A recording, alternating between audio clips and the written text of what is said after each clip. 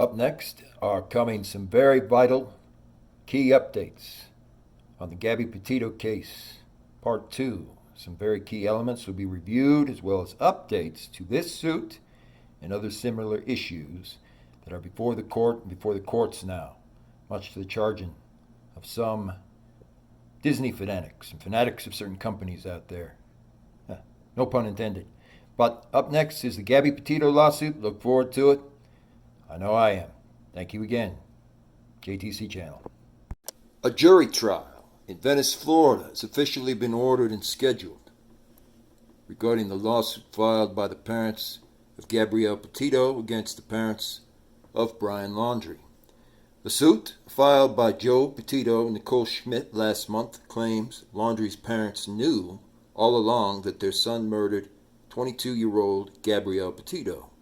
The attorney for Chris and Roberta Laundrie has already filed a motion to dismiss it, calling it baseless. The jury trial, as scheduled, if it occurs, won't begin anytime soon. According to court documents obtained by Nexstar's WLFLA, a trial in front of a jury has been set for the week of August 14th, 2023, at the South County Courthouse of Venice, Florida. The trial's term window does not begin until next year due to scheduling conflicts. The jury trial, barring dismissal or some other technical issue, is expected to open to the public, and everyone from the public shall be attending, which could draw international media. It would mark the first time the Petito case reaches a courtroom, and, while it would be a civil case this juncture instead of criminal, it could reveal the highly anticipated evidence Petito and Schmidt claim to have to support the accusations that the Laundries were told their son murdered Gabrielle Petito and sought to help him flee the United States. Boy, you're not kidding. Yes, it could reveal that indeed. It also could reveal some very interesting things about the Grand Teton National Park and what's been going on in Yellowstone with the land that's been seized over there. As far as some very interesting information I'll be covering as best as I am able in this video in regards to Brian O'Connor being at the Grand Teton National Park for quite a while, and of course his sister, apparently his sister-in-law, Christina O'Connor, being an official member of the BLM, that being the Bureau of Land Management, interestingly enough, of Wyoming, but also of other states. While a date has been set, the case still faces the possibility of a few hurdles, being dismissed and so on, as they filed a motion for dismissal on grounds their client exercised their constitutional right to refrain from speaking to the public. Judge Hunter W. Carroll responded to the motion for the lawsuit's dismissal by allowing the attorneys for Petito and Schmidt 20 days to file the amended complaint, he says, due to the perceived procedural deficiency. To be clear, the court in today's order is not passing on defendants' arguments that the lawsuit should be dismissed.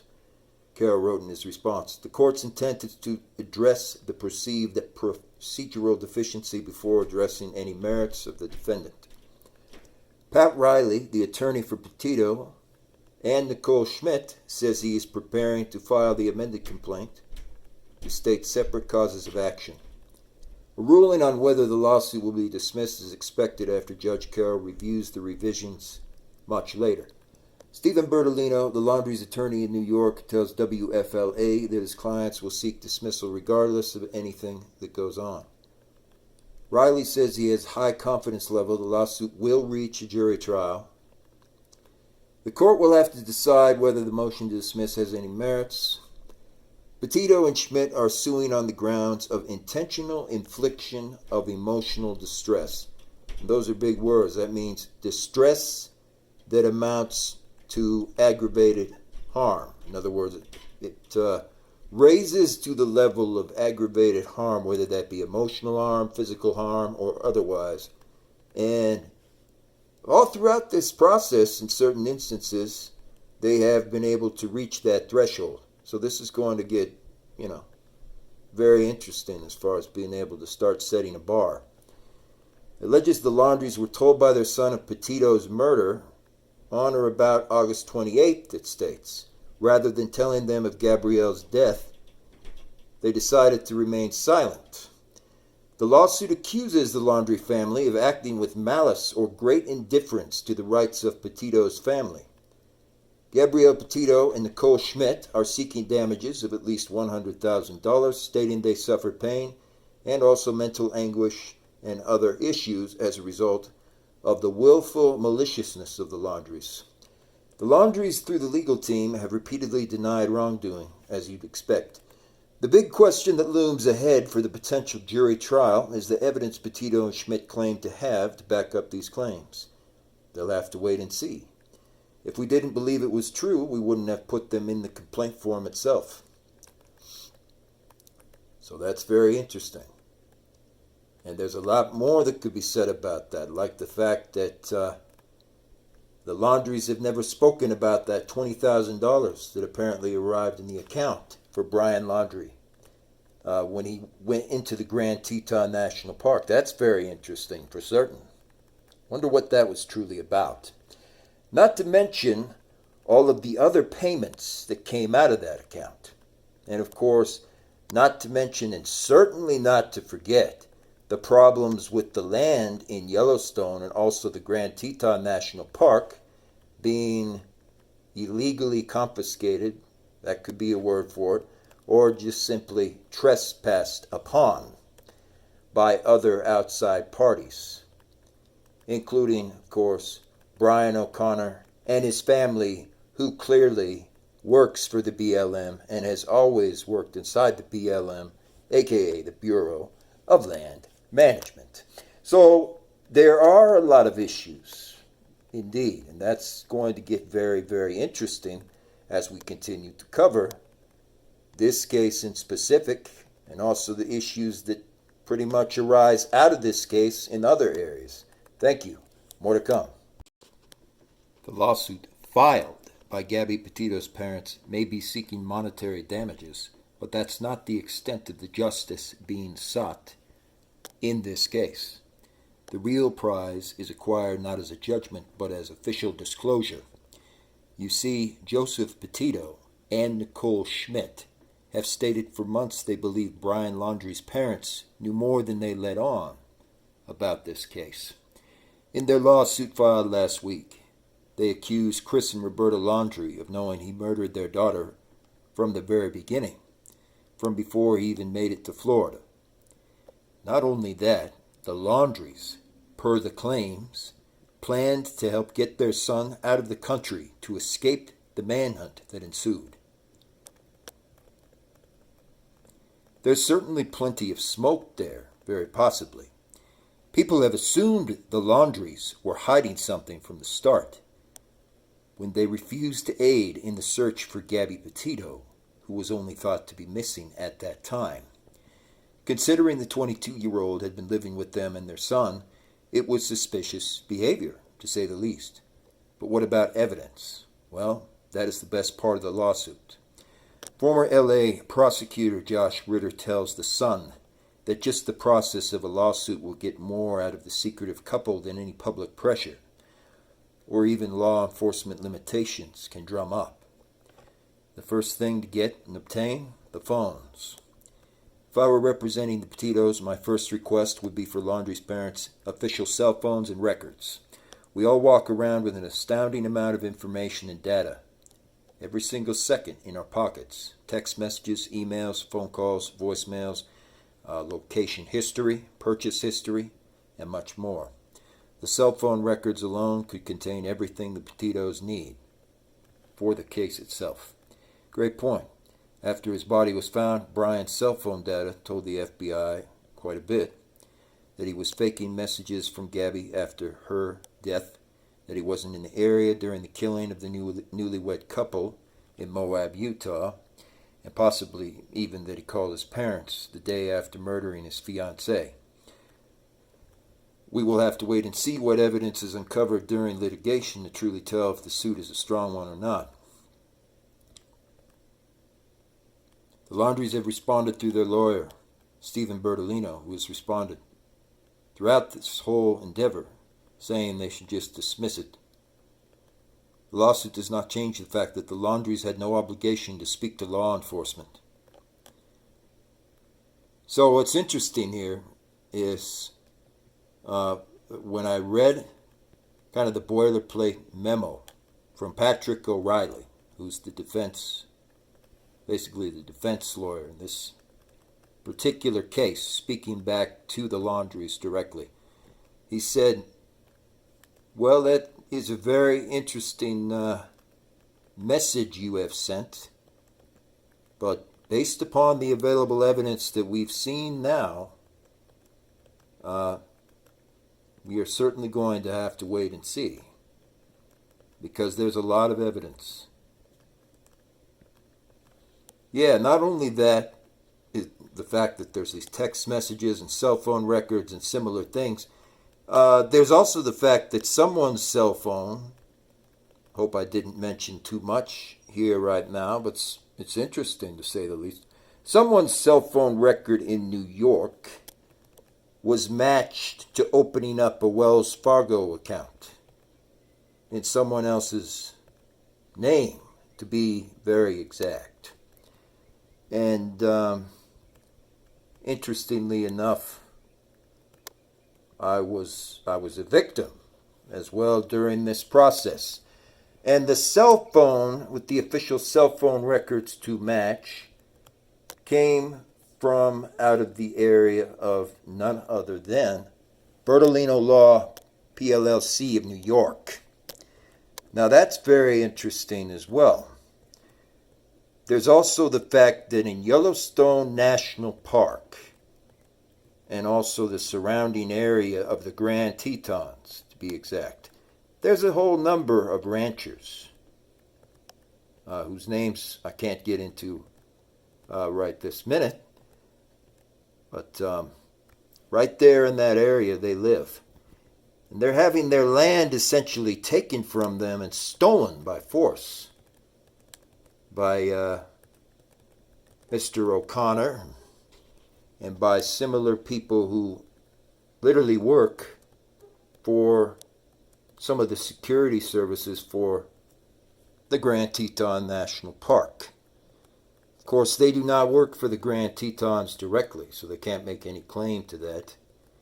But it's getting very interesting, because one of them, whose name is Brian Taylor, of course, assisted in this endeavor.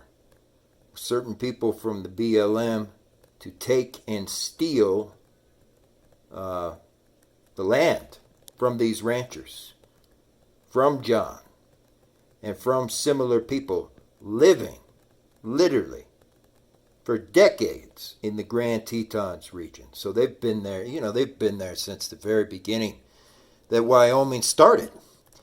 And apparently, some of these people who work at the Bureau of Land Management, without naming their exact names, aside from, of course, Christina O'Connor and Tricia O'Connor, who is well known at this point for working in the Yellowstone kind of security service, although she never worked directly for the national park, interestingly enough, that they have been attempting to steal and basically seize the land across this whole region from certain specific people. And of course, from the farmers, who for the longest time have had claim to land in Wyoming. But that doesn't stop someone like Brian O'Connor, who has a very, very interesting history, to say the least. And then, of course, these people were also working directly for these security service teams. So again, it just goes to the age-old adage every single time. My, what a tangled web we weave when first we practice to deceive. That's correct. A little more coming on this for certain. So, and this is part of the key issues of what's really truly going on here and what this is about, what people are fighting over and some of the controversial facts in relationship to the Gabby Petito, suit and similar are some of these facts right here that are very key. They're key to a lot of people that are very concerned in Yellowstone and also in Moab, in similar areas now as well. Livingston, Wyoming. Federal officials plan to reconsider how they can manage the Yellowstone National Parks as well as the Grand Teton Parks. They don't mention that part, but it includes everything.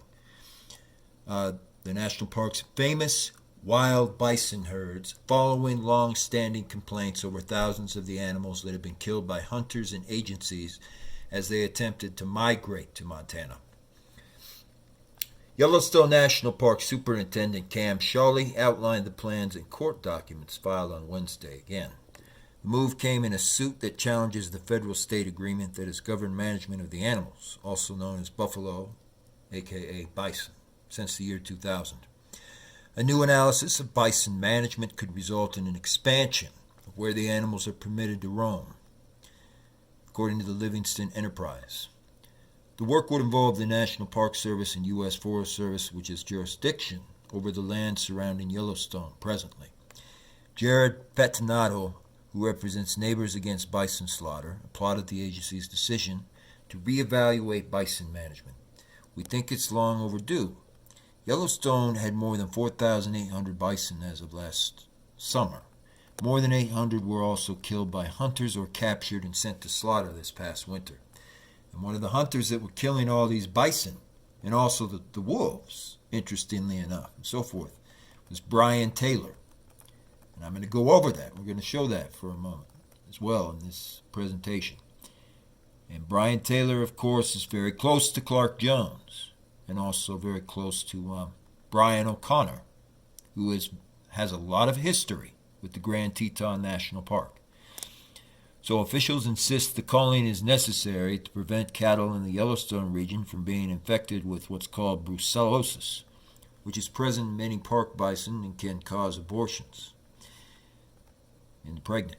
To address concerns over the killing of bison, state and park officials in recent years have allowed animals to roam more freely in parts of Montana to establish a quarantine program so bison that are declared disease-free can be relocated. But that has never resolved any of these issues, and the periodic slaughter of large numbers of bison continues right now. There have been numerous cases of cattle in the Yellowstone region being infected with brucellosis by diseased elk, but no recorded transmissions from bison. As many as 30 million to 60 million bison once roamed across most of North America, according to federal wildlife officials. But mass slaughters drove them to near extinction by the late 1800s, and today there are only 8,000, basically roughly, left right now in the public lands of the 12 states that are dealing with these issues. More to come. Land acquisition has been proposed for new Lower Yellowstone State Park. Property for sale at the junction of the Powder and Yellowstone rivers would provide an ideal site, some are claiming, for the creation of a Lower Yellowstone River State Park, ranging in size from 45 to 700 acres, an advisory committee had stated there.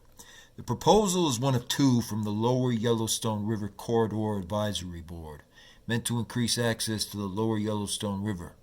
The suggestion is considered by Montana State Parks and the Recreation Board when it meets March 3rd. The proposed project would include a combination of federal, state, and also private lands throughout both sides of Powder and Yellowstone. The land in Prairie County, 6 miles southwest of Terry, Wyoming, abuts the State and Bureau of Land Management property to the south. An Interstate 94 off-ramp just west of the Powder River will provide easy access to the acreage and connects to Old Highway 10. An existing interpretive site off the old highway provides information about the historic significance of this specific area, known as the Powder River Depot, In 1876, about 100 U.S. Army forces camped out on the south side of the Yellowstone River. That was the same summer the Battle of Little Bighorn commenced. Excavation in 1985 by the Bureau of Land Management unearthed a garbage dump filled with artifacts. The Powder River area presents an opportunity, they claim, for a historical cultural anchor in a multi-unit state park. Wanted to improve my credit scores quickly. The agenda had noted this. So they've had this whole agenda for a while, and they say to the north across the Powder River is more BLM land and a half section of state land that borders Yellowstone River. Additionally, the Powder River confluence is expected to play a central role in local fisheries recreation and management as a pallet sturgeon and potentially paddlefish to move upstream due to habitat improvements. So in other words, they want to turn this whole entire area and some of the land that the ranchers are using and that they've had in their family for generations, I mean like going on 70 plus years, so forth. They want to turn it into a recreational depot, is essentially what it's saying. And these advisory boards, they're all the same. And of course, these are linked here to Brian O'Connor for certain, because Tricia O'Connor has mentioned this before, and she has never worked for the Grand Teton Park directly, nor has she ever really worked for Yellowstone, but she works on the security team, kind of a security tourist force, and that makes her believe that she has, rights to get what she wants done, pull the strings, as it were, with members of the BLM who are in her family or that she's close enough to say, do some inside trading here and sell all this land that these ranchers have just toiled away for generations. I mean, we're like talking 50 to 80 plus years. And this is what the General Assembly and so on over there has truly been investigating, is all of this land that's just been stolen unlawfully from all the ranchers and the farmers and the people who they have been there, for going on 80 plus years. And this is their homeland, essentially. And the people who are coming to take it away or attempt to seize all of this land are pretty bottom of the barrel. And we're talking about people who work at the Bureau of Land Management in Montana and in Yellowstone, the Yellowstone area. And it's no secret that they've been attempting to do this. The Hell Creek State Park on the shores of Fort Peck Reservoir came in third, but its visitation and tourist rates are down 38% from 2019 and 35% from 2020. The public may view the board meeting and comment as well as in person on any regional office.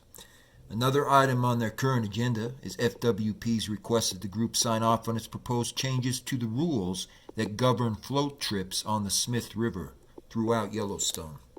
FWP wants updates to its plans that would ban camping at Camp Baker, where boaters launch, and require floaters to pack all their business, doing away with pit toilets, increase the floating fees, and disallow the transfer of outfitter trips. It also includes a proposed land exchange to increase lake frontage at Lake Mary Ronan State Park and to develop archery ranges at Lone Pine and Flathead Lake Parks. The board is being asked to improve the increase from $100,000 to $200,000 for minimal amenities at the newly acquired Somers Beach property of Flathead Lake. So they just want to take all of this land, and most of it illegally, of course. And so that's part of the real problem that's been going on. Thank you. We're going to look a little bit more at this as well. Gabby Petito's parents may face the Laundries in a tentative jury trial scheduled for 2023 in Florida.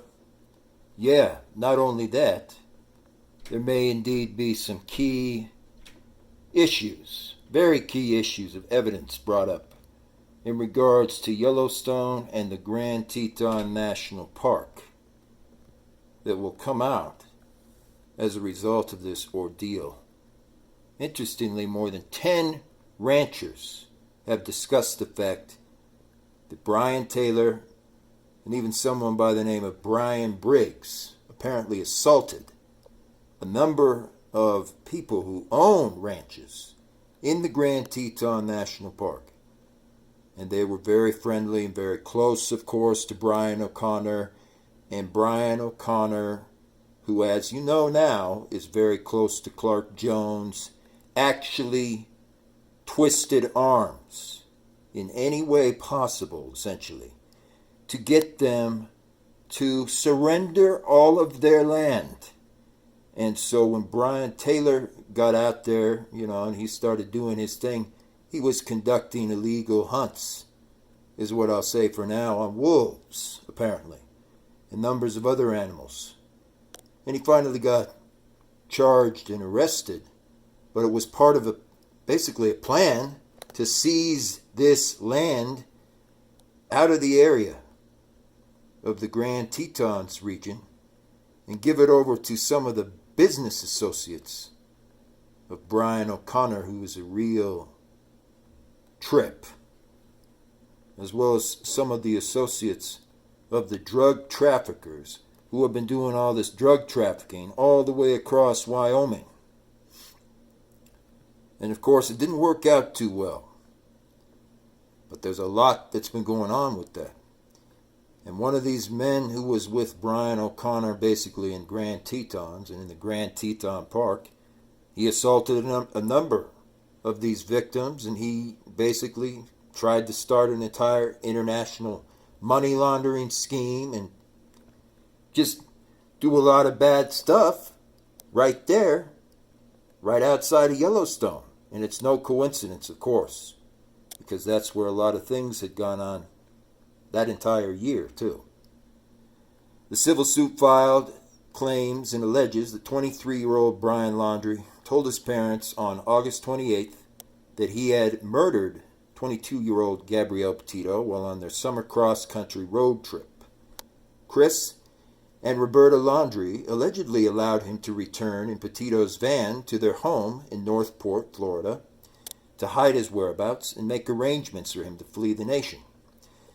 Gabrielle Petito's body wasn't found until September 19th, along the border, interestingly enough, of the Grand Teton National Park in Wyoming, where I've been discussing a lot of this scandal has officially taken place over the time, especially concerning the land that's been stolen outside of Yellowstone for some reason.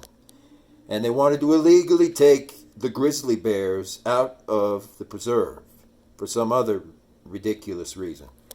So I won't get into that part yet. There'll be some of that also in the description and details of this official video. The coroner ruled that that Gabrielle Petito died by homicide after being strangled at least 3 weeks before arrival.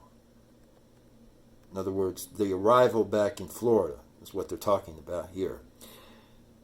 Laundrie's partial remains were supposedly found a month later after they went camping. The FBI stated Laundrie died by a self-inflicted gunshot wound and left a note admitting to all the facts. Sarasota County Court records filed this week indicate that a jury trial is ordered for the suit with a tentative date of August 14th, 2023. The preliminary hearing is scheduled for May. The attorney for the Laundries, Stephen Bertolino, tried to file more motions claiming that everything about this is frivolous and arguing the Laundries have no legal obligation to speak. Justice for Gabby. In response to the motion, Judge Hunter Carroll allowed the attorneys for both parties 20 days to file their amended complaints.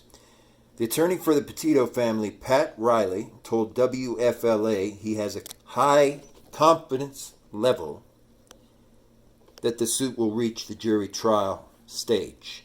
Petito's family is seeking more than $100,000 in statutory and also related damages. stating that they suffered pain and mental anguish as a result of the willfulness and maliciousness of the Laundries. Well, tell me about it.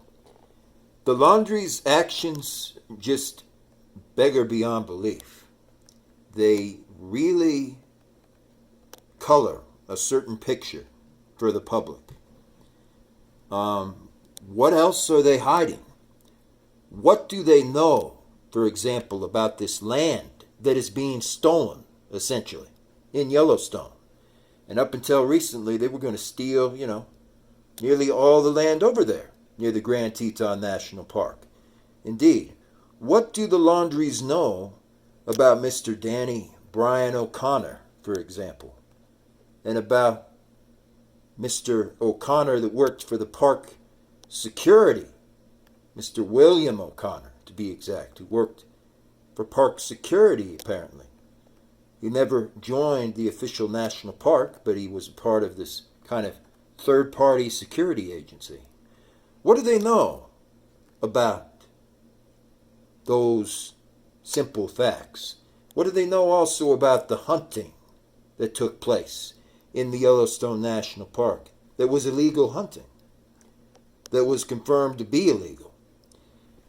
And they confirmed that they found more than 40 different drug traffickers trafficking illegal international drugs throughout the area of Yellowstone, of course, right through the Grand Teton's arches. Yeah, there is quite a few things to unpack. That is 100% guaranteed.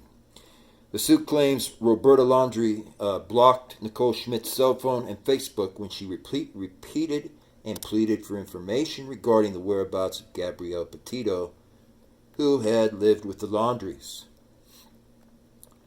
WFLA reports that the jury trial, barring dismissal, is expected to be open to the public at the South County Courthouse of Venice, Florida. So everyone in the public is going to be able to attend this. And that's very good. That's probably for very good reason. Because the Assembly is investigating a whole lot that has been going on with this situation, particularly with Florida. Some of the international drug traffickers that are apparently connected to these group of yahoos in Yellowstone also had quite a few of their brothers in arms, essentially in Florida, doing the same exact thing. So Brian O'Connor, ironically enough, he is not just a hunter after all. He also has one or two family members, probably not more than that, but one, especially Christina O'Connor, who are a part of the Bureau of Land Management. And that I will leave you with for right now as things move forward. Thank you.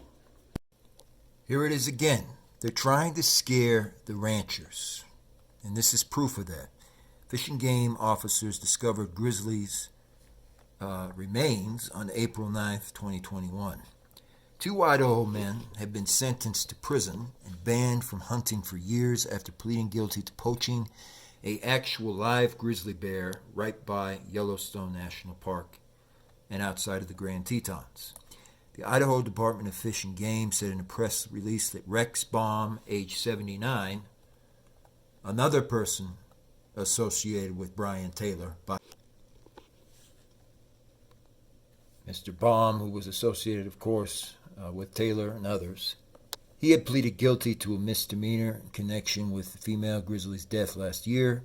He was ordered then to serve 3 additional days in prison and was banned from hunting for 10 plus years.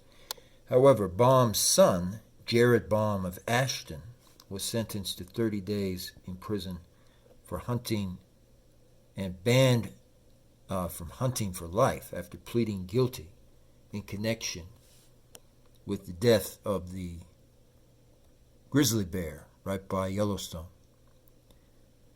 X-rays of the bear showed she was shot more than 12 times by these hunters.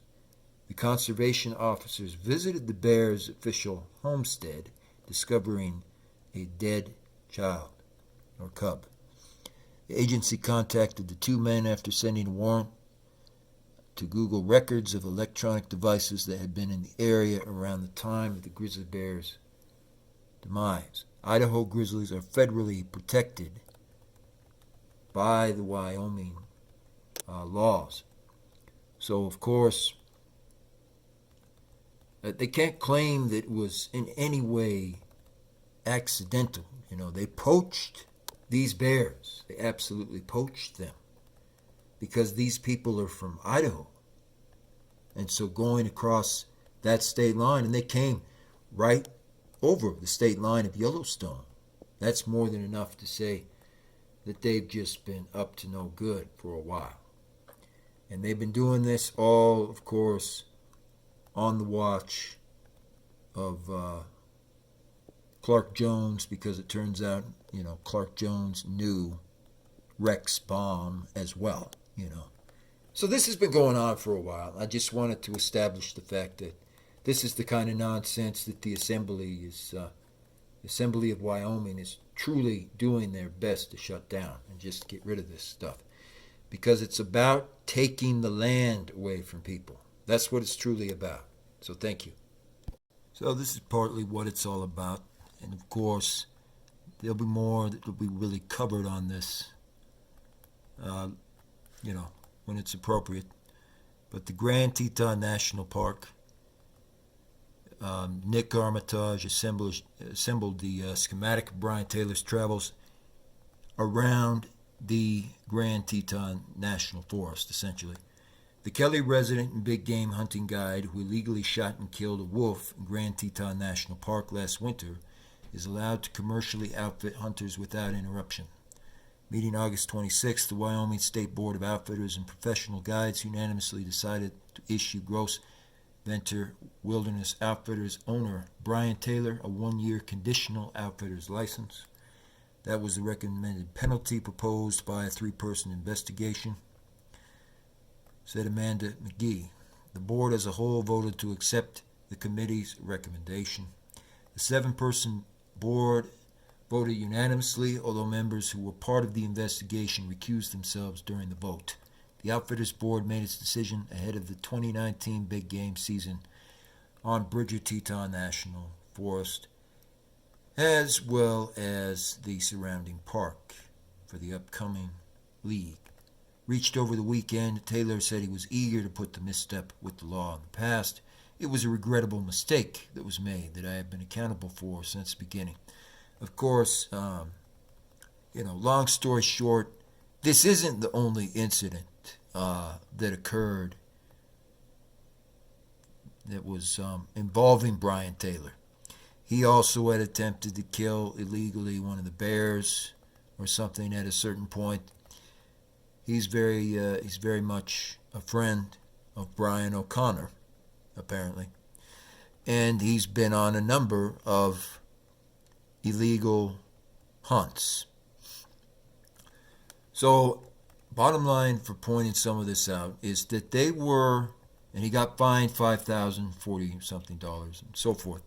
But the bottom line in pointing this out is essentially they were attempting to get people evicted off the land in whatever way possible. And that includes basically conducting illegal hunts, getting rid of certain animals and so on, trying to get the ranch owners to be, frightened enough or at least confused enough to just start getting out of Dodge and getting out of the area of Yellowstone. And they wanted that land to be free and clear so they can come in and take it, basically put on their own land patent from one of their third-party affiliates, so that they can own the land to create, recreational parks or something else that absolutely does not belong anywhere around Yellowstone. And so this has been going on for some time. There's been a lot of illegal hunts, or what you might call illegal hunters in the area who have been doing certain activities. There's been a lot of illegal actions going on with drugs, laundering drugs, and similar things.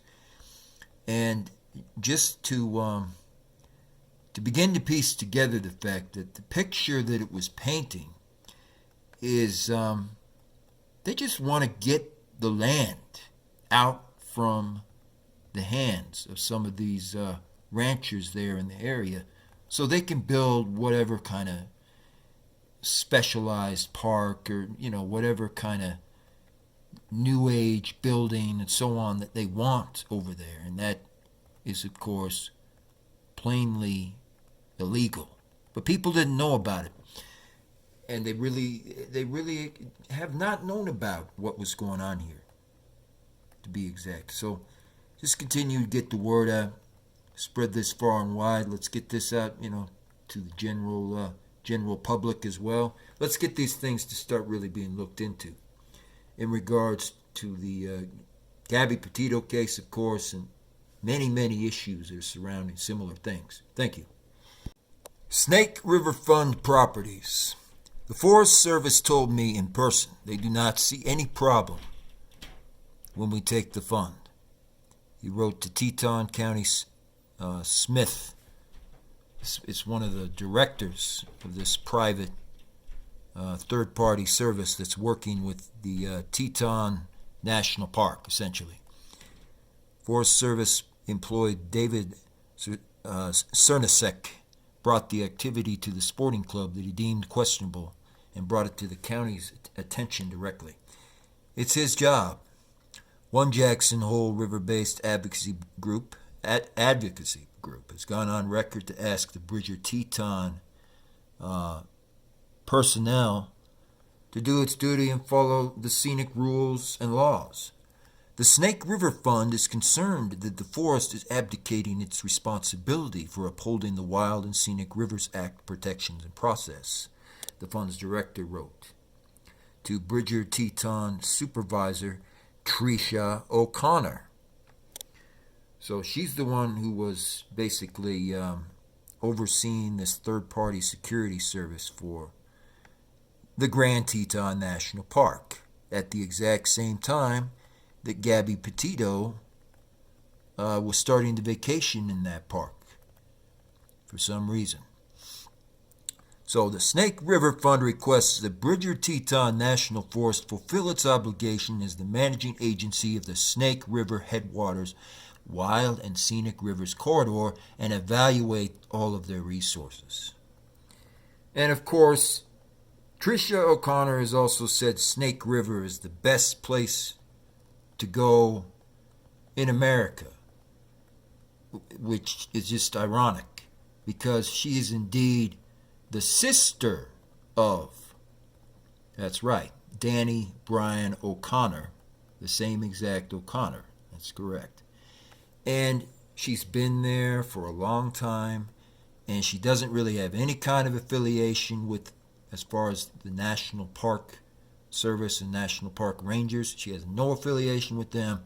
She's just a part of the same old network that's been trying to get people to leave the area. And so, of course, it is no surprise to me at all that she loves Snake River the way she says in a lot of the press releases, because she is a bit of a snake herself.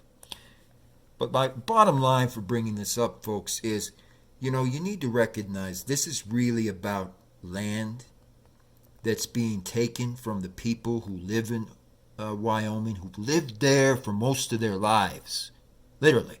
And they're seeing people like Brian Taylor go out there and illegally hunt their animals sometimes. And also just the elk that they want rightfully to be left alone. He has hunted them. And these are friends of Brian O'Connor. All right? And to see this, just this hostility over there with some of these third-party agencies wanting people to get out of the area so that they can bring in, this recreational park, it's bottom of the barrel. That's what I'll say. It's real nasty corporate politics. And it does not belong in Yellowstone, is what I'm saying. Because when they killed one of the bears that belong to the park illegally. I'll cover that for a minute. It was pretty horrific. And that's all tied to this interesting Gabby Petito case. It truly is. So you learn something new, every day. Here we are. Thank you. And, there's some who will always say, but that doesn't show, that they're coordinating it. Well, I have a feeling this will start to show that it is coordinated. It's a coordinated attack on the actual owners of the ranches, the ranch owners themselves, people who live in just the Yellowstone area who want to be left alone. And this is another perfect example. This is someone tied essentially to Brian Taylor, once again. For one hopeful treasure hunter, it will take years to dig himself out of the hole created through reckless destruction that he caused in Yellowstone. Roderick Dow Craythorne, age 52, of Syracuse, Utah, was sentenced by Chief Federal District Court Judge Scott Scavdor for excavating and damaging archaeological or resources, for short, in the cemetery of the Fort Yellowstone National Historic Landmark of Yellowstone National Park. Craythorne was indicted for destruction of property. He pled guilty to the crimes in January. Craythorne begins a sentence of 6 months of imprisonment and $31,560 in restitution as a result. The cemetery, located at Mammoth Hot Springs, is a multi-component archaeological site with historical human burials that are very, very important to the Native American tribes and certainly to the people who live there. So all the ranch owners and people who are associated with that area, it's very important to them. And so this guy came along and just started destroying all of this property. In 2003, the cemetery was designated as a National Historic Landmark. Craythorne was found digging in Fort Yellowstone Cemetery in late 2019 and then also throughout the middle of 2020 again while looking for a treasure he believes is worth millions that is in relationship to the elk of the area. Rangers and special agents of the National Park Service discovered 17 sites of illegal excavation by Craythorne. A Santa Fe, New Mexico art dealer named Forrest Fenn buried a chest of gold, silver, and gems. This is what Craythorne is claiming out in public everywhere. Needless to say, Craythorne did not find the Fenn treasure during his criminal excavation. It was later found in Wyoming in a totally different area of the state. Acting U.S. Attorney Bob Murray says this case sets an important precedent. Yellowstone is one of the country's most popular national parks, and we must do everything in our power to investigate and prosecute wrongdoers. Mr. Craythorne is one of those. I am pleased with the results of the investigation, and that the National Park Service will not any further allow these kind of extreme actions. Craythorne deserves a lot of time in federal prison, no matter the length required. Yet this case serves to remind all of us that enjoying our national parks comes with the price of respecting and preserving it for all of America, Murray said. And that's very well stated. What he said is exactly right on. Yellowstone Superintendent Cam Shawley applauds the sentencing decision. Meanwhile, Yellowstone National Park Chief Ranger Sarah Davis says a clear message has been sent to anyone who would destroy our national landmarks. This is an example of a highly egregious resource violation stemming from the Forrest Fenn treasure hunt saga. There you can see it. And this same person got linked to other hunters who came in the area just to stir up trouble. So the bottom line is, this is what they've been intent on doing. They're trying to create enough friction so that certain owners of the ranch, and the properties there will leave, and they can then build their recreational center, if you want to call it that Brian O'Connor is apparently interested in. That these people are very, very invested in. They want to create these properties there on other people's land. just take away their land by whatever means. So thank you. Get this out there and continue to spread the word far and wide. There's a lot to learn. Appreciate it. Graves uncovered in the city left largely destroyed and desolate. The United Nations reporting it's verified more than 2,300. And this has been going on for a long time. Park officials have stated that the deaths mark a significant setback for the wolves species long term. An estimated 94 wolves remain in Yellowstone. But with months to go in Montana's hunting season and wolf trapping season getting underway, park officials said they expect more wolves to die unless they can do something to stop this mess. Shawley cited the extraordinary number of Yellowstone wolves already killed during the season. Once a wolf exits the park and enters land in the state of Montana, it may be harvested. The most recent wolf killing along the Montana-Yellowstone border happened on New Year's Day.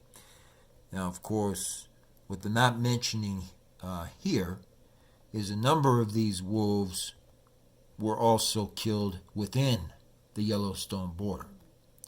So somebody, and it's already been discussed, recently that these hunters, of course, were linked with Brian Taylor. But somebody was going ahead and basically preying on wolves for no real apparent reason. So there's been some interesting activities that have gone on for a while, for at least 2 years, okay, in the Grand Tetons National Park and in the surrounding area. And Brian O'Connor has certainly known about every single one of these activities.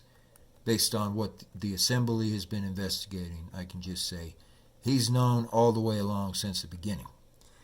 And so, it just goes to show there are people out there that will do anything and go to any lengths to steal land.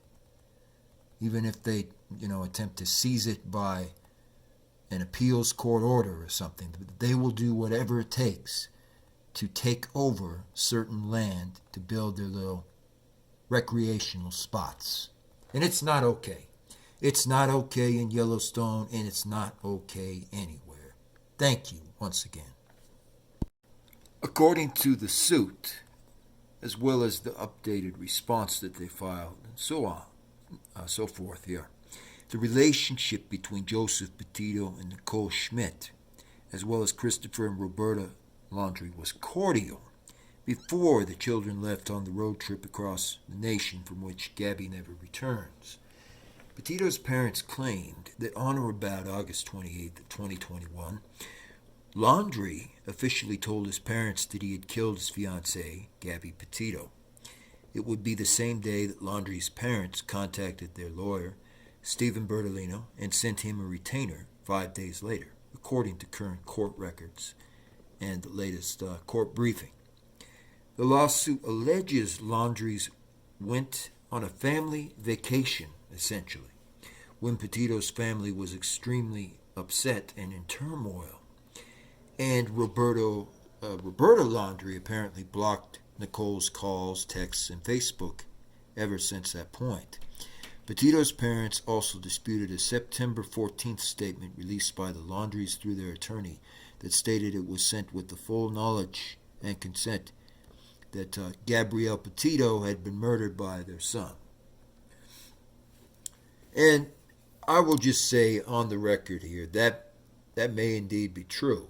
We haven't seen, because I don't know, and I'm certain that no one here truly knows, because we haven't seen the actual official messages. That means SMS messages, text messages probably, or actual communications in between various people.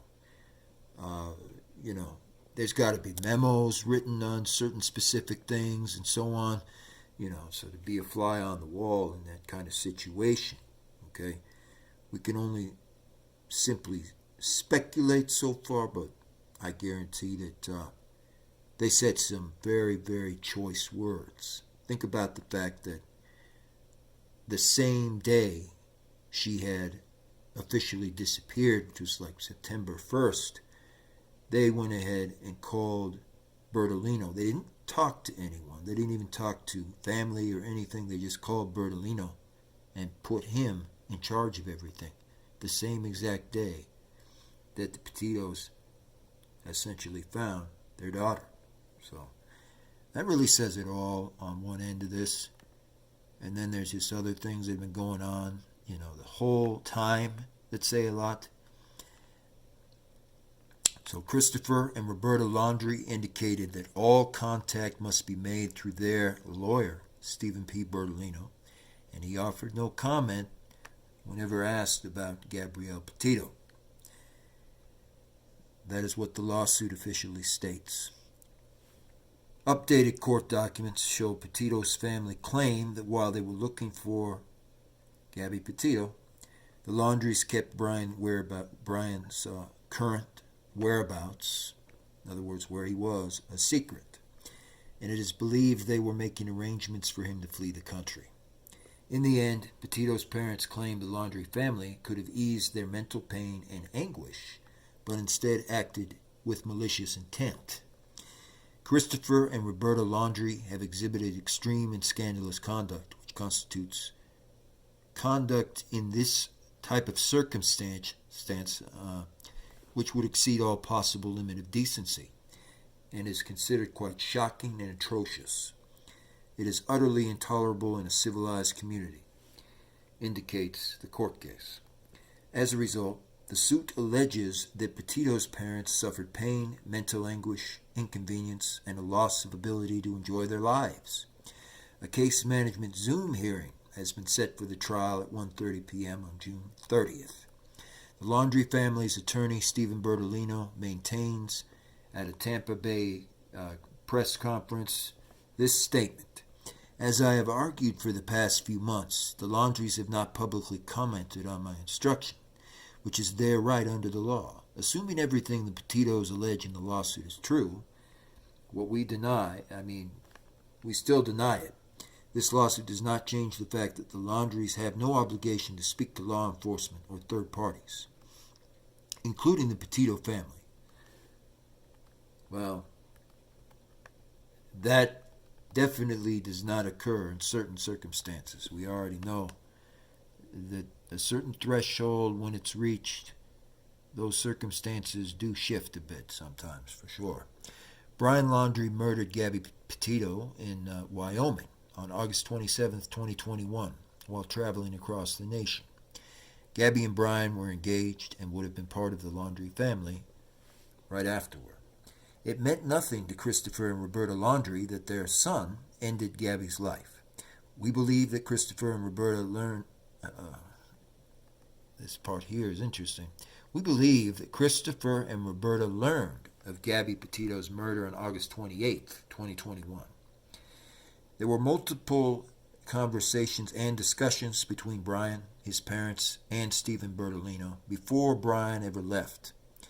Christopher and Roberta Laundrie had multiple opportunities to reveal to Joe, Nicole, and the authorities that Gabby was no longer alive and to direct them to where she was buried.